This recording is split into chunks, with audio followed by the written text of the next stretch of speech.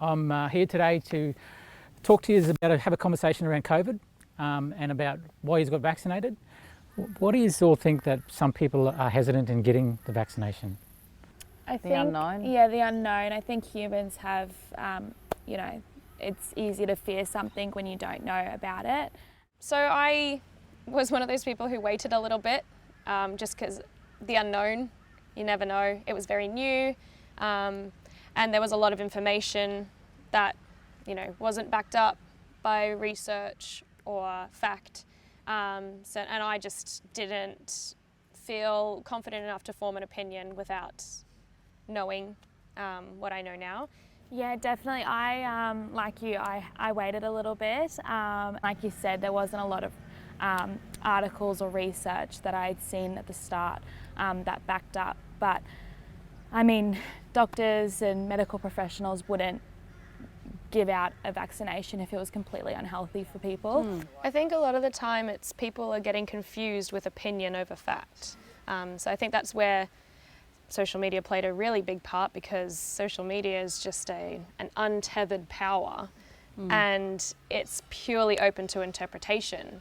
It's not always, it's very rarely backed up with fact. It's purely driven by opinion. So I think that's where a lot of that confusion began.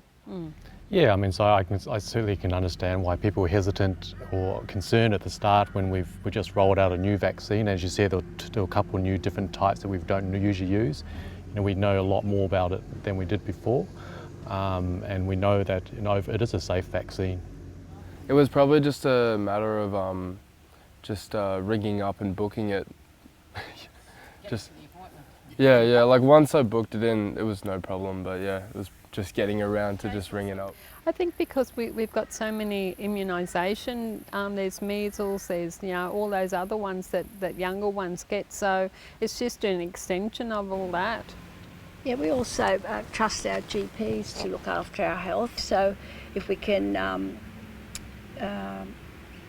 give them the ability to trust the decisions from their doctors and scientists and all the people that are working relentlessly to care for our fellow Australians, they should think about that. I think that's what it is, it's education. Educate yourself. And it's like what Auntie Catherine was saying, like it's just an extension of all the other immunisations. Like, I mean, it's just standard. We have children, we immunise them. This is just another extension. It's just one more needle. It's doing more good than it's doing harm. Also, there's a part of our population is terrified of needles. So it's not so much the immunisation, it's the fear of having an injection.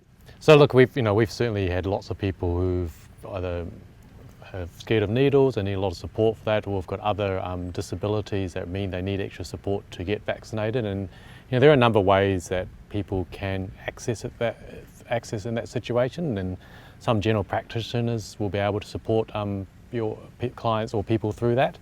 But also the hospital and health services often have programs where they can support someone through vaccination, which may include other medical therapy at the time. So I think people need to contact the GPs or their local, someone in the medical profession around them to try to access those programs. It's more in the head, like you just overthink it. And when I got into the doctor's room, I just said, "Do it straight away, don't talk to me."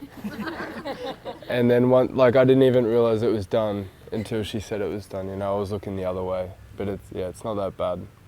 Yeah, it's really quick and easy. You walk in and you walk out. It's really easy. I think with the younger generations as well, we tend to have this carelessness rather than the elder generation who think about their health a little bit more. But it is a serious thing, and you need to go get your vaccination done. Yeah.